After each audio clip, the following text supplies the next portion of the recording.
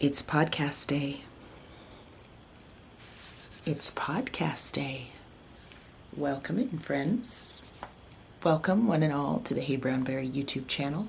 My name is Marceline, and you are welcome here to join my making journey. I'm back in the craft room as usual. Those of you who've been here before will recognize this scene by now. And I'm just standing by my window because that's a good place for good light.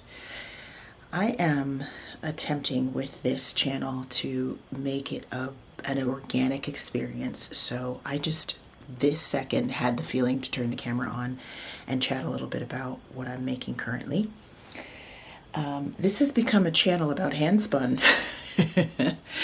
I have a project that I'm working on with hand spinning fiber into yarn, and it is a long-term project. So I continuously say that we need to normalize the idea that making with our hands takes time. So you will come to this channel and see some of the same projects from episode to episode. And at one time that would have concerned me because I would think, do people want to hear about this again? But I've let all that go. If you're a maker, you know that there is very little that we do in hand making that goes quickly. It all takes some amount of time. And the more complex, the larger, the more in-depth the project, the longer it takes. So I feel like you get it. I feel like you can relate to this. I just realized I still have my headphones on. I'm not listening to anything. So I've been spinning. My spinning project that I'm working on is something that will culminate later in the year, but the work has to be done now, and I'm just going to take a moment of gratitude to say that this particular handspun project has me working with different fibers. It has me spinning almost every day, and it also has me taking notes, lots of notes. This is just a little field notes book, and these are things that I have not done really at any point in my time as a hand spinner. I've been spinning since 2017 when I learned how to drop spindle spin at a festival. And I really fell hard for spinning from that point just because it was one step back in the making process. So working with fiber instead of working with commercially prepared yarn. And from that point, I think I've had seasons of trying to figure out whether or not I was what's commonly called a technical spinner. So someone who takes notes on their spinning and works towards spinning a consistent yarn or spinning a specific type of yarn and just manipulating all the things that go into that. I don't know yet if I'm a technical spinner because I haven't spent enough time doing it that way. However, I think I'm becoming a more intuitive spinner because of this project.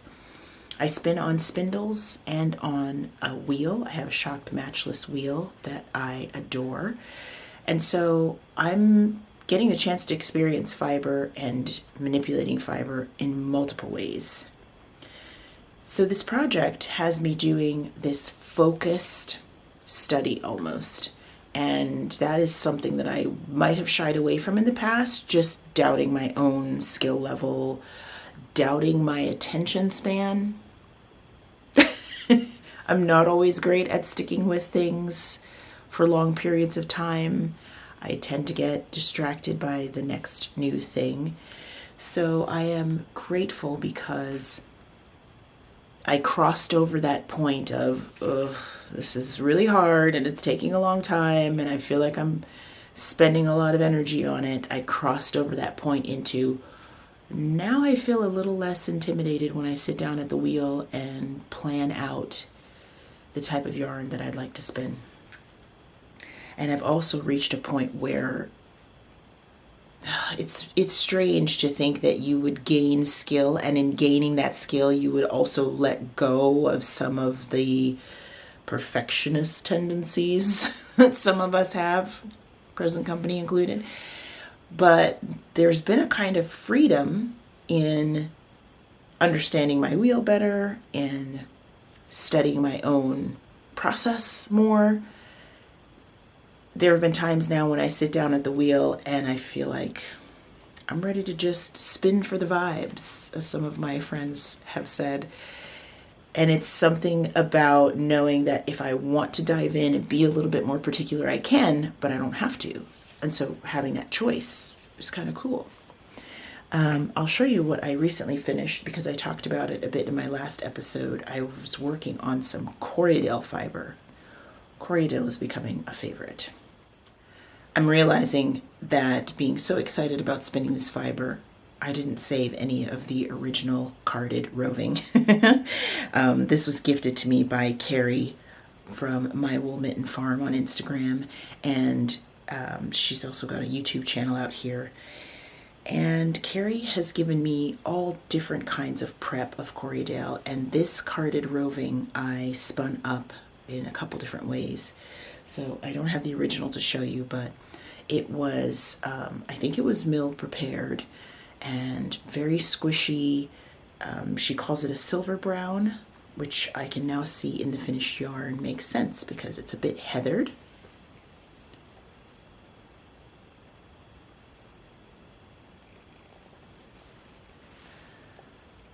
A lovely chocolatey brown. I've got two small skeins here. This one is only about 24 yards or so. It is a chain ply, so 3 plies in this one. I spun this last.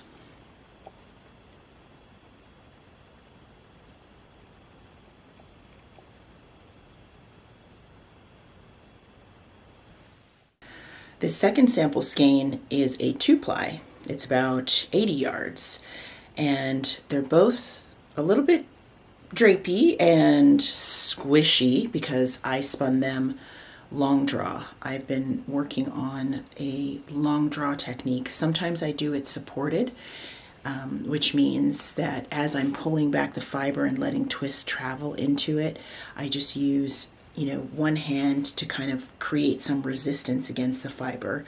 At some point, if I'm doing some spinning and can film that, it's easier to show you, but long draw is becoming a preferred method. It's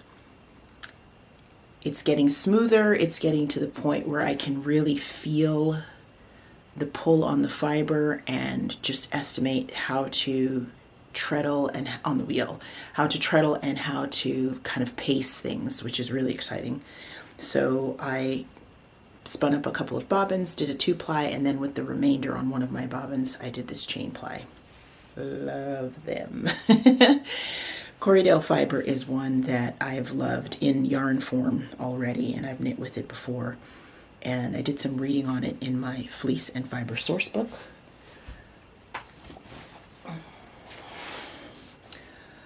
If you have heard anything about spinning, you know about this book by now. Fleece and Fibre source book by Deb Robeson and Carol Icarius. So in reading about Corriedale in here, which I tend to do anytime I pick up a fiber, I go to this book. It mentions that with Corriedale, especially in a woolen prep like the one I had, it's good to spin the singles finer than you might think to do because they really bloom when soaked or washed and finished, and I found that to be the case. So very much enjoyed this. I want to go ahead and do some measurement.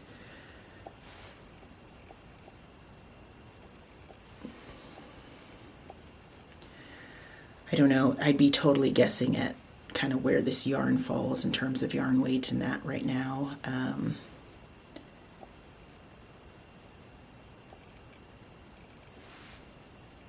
Sport maybe? I will measure that. I will look at wraps per inch and some other metrics. I'll look at the twist angle as well. So that's part of where I'm trying to embrace more of the specifications and technical sides of the spinning to just measure things. I don't have any more of this fiber, so I'm not measuring for the sake of, spinning a bunch more of this with the same specifications. It's more about just a full understanding of this particular spinning experience and getting into the habit of making notes. It's not for everyone, and I don't know that it'll always be for me to be this specific about my spinning, but for now it's working. It marries up well to the project.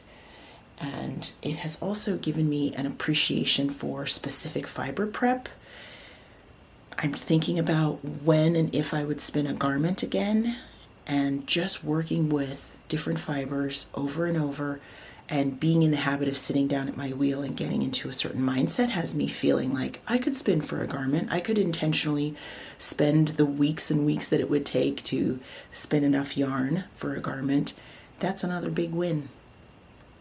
That's something I've done once before. It took a long time. It was very intimidating, and that was a while ago. And now here I am back in the mindset that it would be nice to have that long-term project to work on. I do have a fleece that's being processed right now. While I was at a Fibre retreat earlier in the year, Deb Robeson was kind enough to pick out a fleece for me from Sarah Pope's farm. Sarah is Whistling Girl Knits on Instagram, and Deb Robeson is one of our greatest experts in the world of fiber, and I had the privilege of attending her retreat. And I was not well one of the days I was there, and she was kind enough to pick out a fleece for me. I have some video of what that looks like.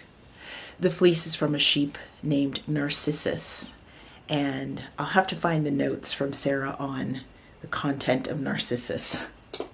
I found my note from Sarah where she told me exactly what about Narcissus' progeny and what is all in the characteristics of this fleece. So Sarah shared Narcissus is a 2-year-old ewe.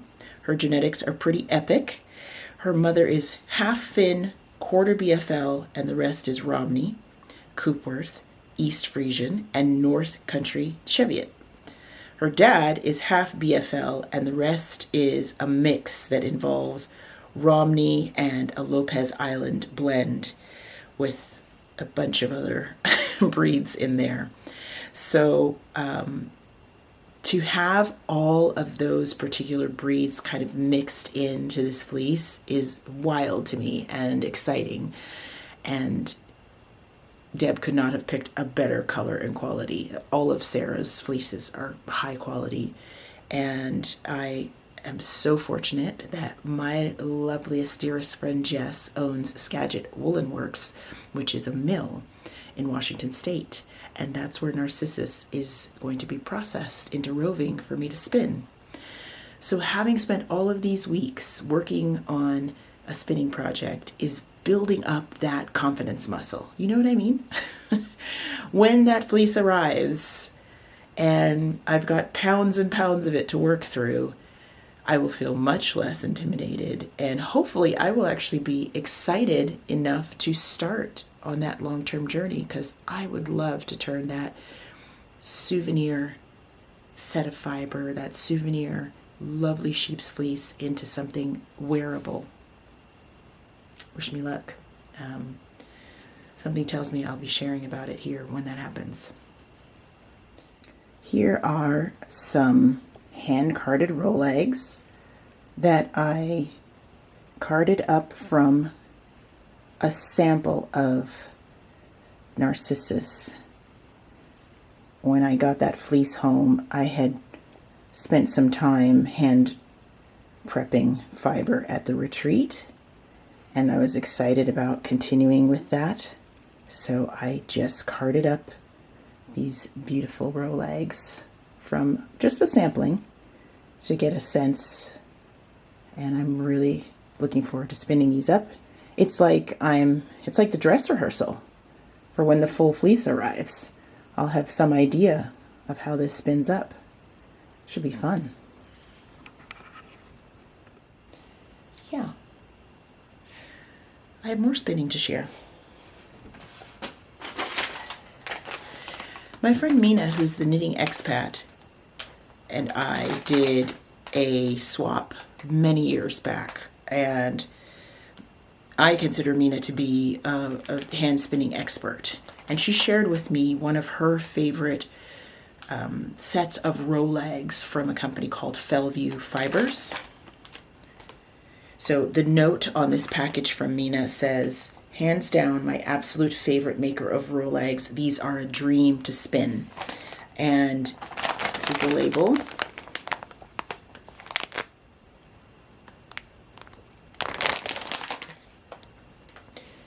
The Fellview Fibres row legs that she shared with me contain Merino Darlas, Falkland Corriedale, Rambouillet, and Baby Llama. 4 very different breeds. And let me show you the row legs first.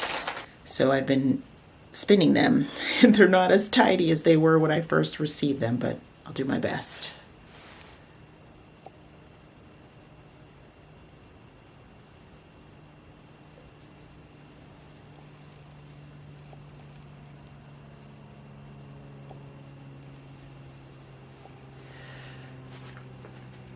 You can see in the row leg how those 4 different breeds kind of show up. And just having spun them now, I can tell which is which. I can tell which is the Merino and which is the Llama, which is the Corriedale and the Rambouillet. It's really interesting because as you work through the row leg, you come to each of the breeds. I will put in some video of some of my spinning process with these row legs. I've been spinning it on my spindles, including my supported spindle, and on the wheel, and really just using different, methods with each row leg. It's been play. It's been fun playtime.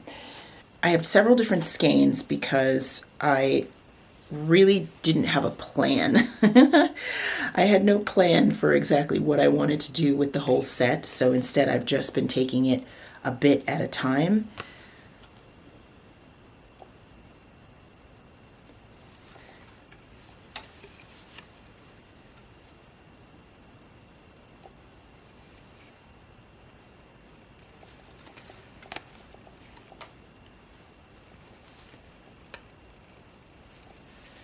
Here's some little bits.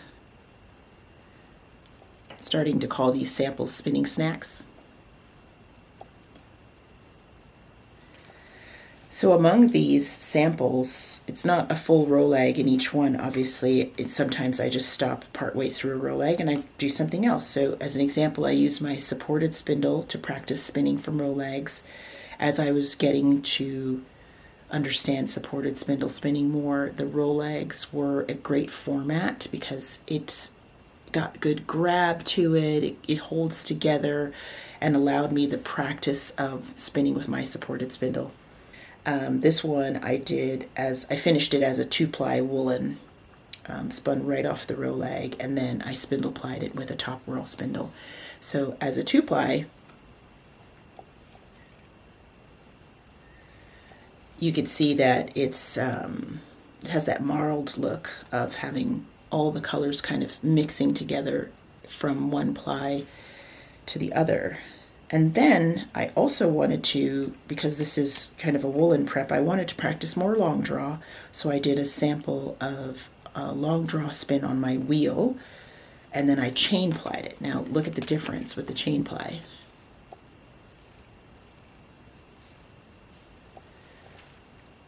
With the chain ply, you get more of the striping effect because the way that chain plying works, you end up with sections of the same color being plied over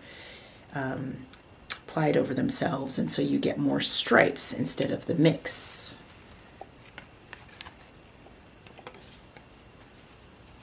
Show you the difference.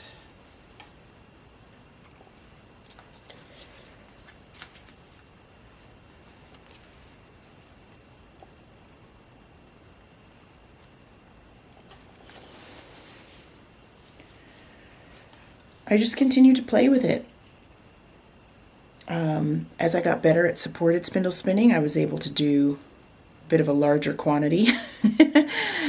Started out with tiny samples and moved to, not large, this is 16 grams, but larger to show me that I was spending more time consistently spinning on that spindle, which is a great marker of progress, and I'm feeling pretty good about that. So yeah, the set is being spun up. I mean, to me, this is gorgeous and can all be used together regardless of the types of ply. It's not the same yarn weight across all of them, but close enough that I don't think it would be a big deal to use this in a single project. It's 100 grams total. I have some room there that I could either mix it into a project or make a hat or something out of it. Right now, its purpose is to welcome me into spinning from Rolags. Ooh, ooh, ooh, ooh. 2 spinning projects being used together.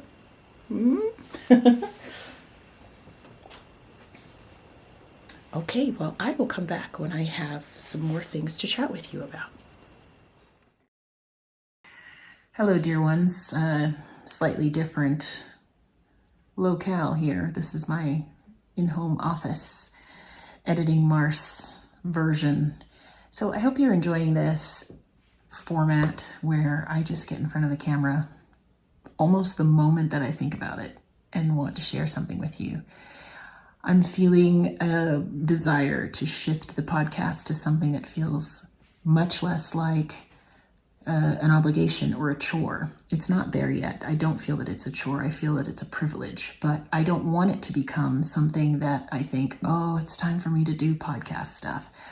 I want to keep looking forward to it. And for right now, checking in with you moment to moment is really working for me. And I hope you are appreciating that, because it just stems from expanding my excitement for things that are making related by telling you about them without a lot of extra stuff around it. just me and my giddiness or my struggles or whatever's happening in the moment. So yeah, if you like it, you can indicate that by liking the video or by just chatting with me and continuing the conversation as you have been doing. I'm actually really grateful because I feel like those of you who come here often are so open and so encouraging anyway that that's all part of the experience for me. So yeah, I don't know, I just wanted to say that. It's an excuse to be grateful and to let you know how I'm feeling about how we do this thing here on the channel. Hi friends, it's evening time and I've come to the craft room, and for the millionth time I've looked at something that I would like to finish. And the last episode of this podcast involved some finishing of a top, and I distinctly feel like sharing that process with you was a good motivator. So I'm going to try for that again. I just picked this up, and so details about the yarn and the pattern name I will put on the screen here, and I will include in the description box because I didn't even want to stop to go look it up. I was gifted a gorgeous top. So let me back up. The top that I'm wearing is called Citrine. It's a pattern by Emily Green. It is a pattern that includes long sleeves, but I decided to leave the sleeves off. So it has some beautiful twisted stitch texture, and the fit, the silhouette is one I've come to love, and I'm very glad I left the sleeves off. I just back this up a little bit. I back up a little bit, you can see a bit more of it. I have posted an episode about this top and, details about the project itself. So if you're interested in this specific one, you can refer to the previous episode about it. The reason I mention that is the top I was gifted has a similar silhouette. It's by the same designer, and it also has some gorgeous textured patterning. Here's what it looks like right now.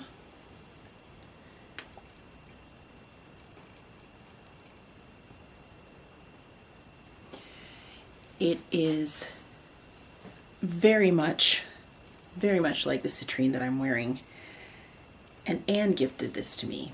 Anne Choi is one of my dearest friends, and she is the shepherdess who tends to the sheep that made the Shetland wool part of this wool blend from her company, Middlebrook Fiberworks.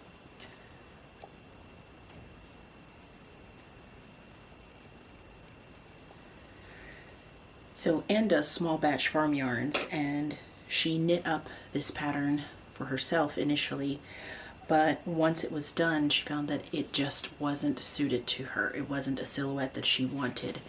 And when I was visiting her at one point, she had me try it on and then gave it to me.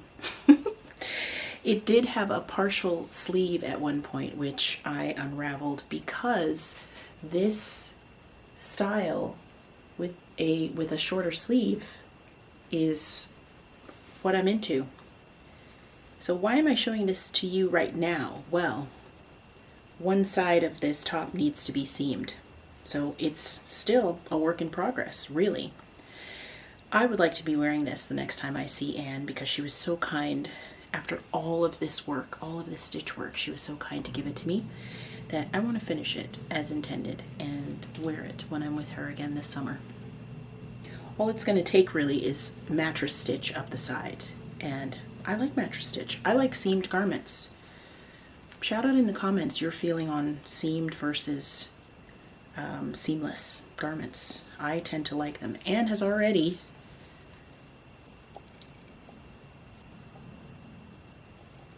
mattress stitched one side, so like most of the work is done.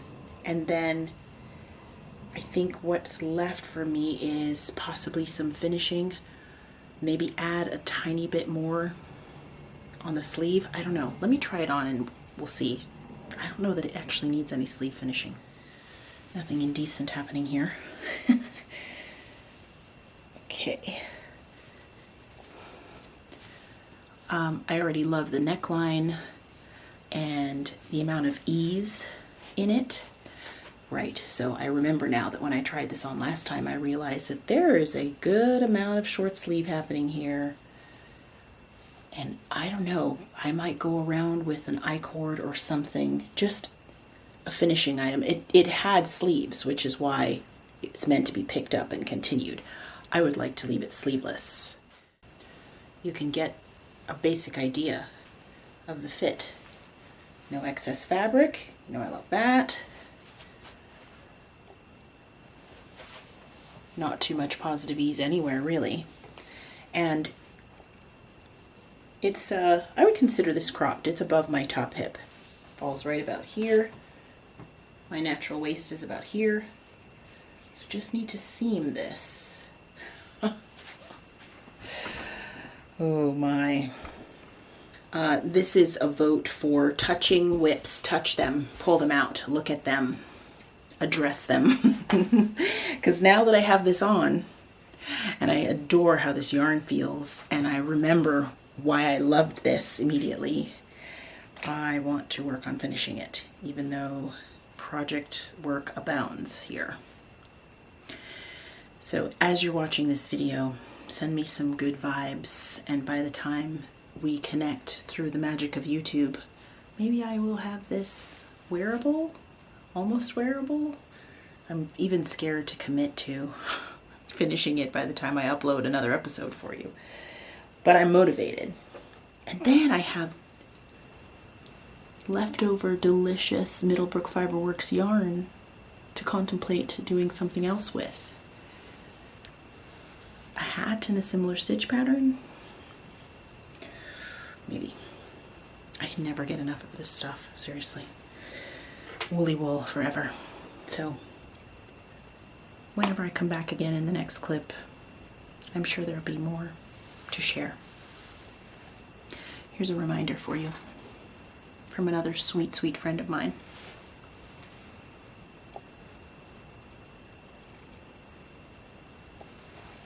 See you in a bit. Something time sensitive that I haven't talked to you about yet. I am going to be teaching. I'm teaching sock classes at Knit City, Montreal. That's coming up. It's at the end of May. If you are not familiar with the Knit City event, you can check out the Knit City Canada link below, and I'll actually link to my specific classes if there's any chance at all that you're in Montreal or in Canada or somewhere in the US where it's convenient for you to attend, it would be really cool to see some of you there. I have classes for beginner and intermediate toe-up sock learning, and I have not taught classes in a while, so there's that nervous, excited feeling about doing it, but I thought I should let you all know that that's something I'm going to be doing. I know that some of my fellow Canadians watch the podcast, so yeah, it would be cool to see you there, and I'll make sure you have the information linked below to check it out.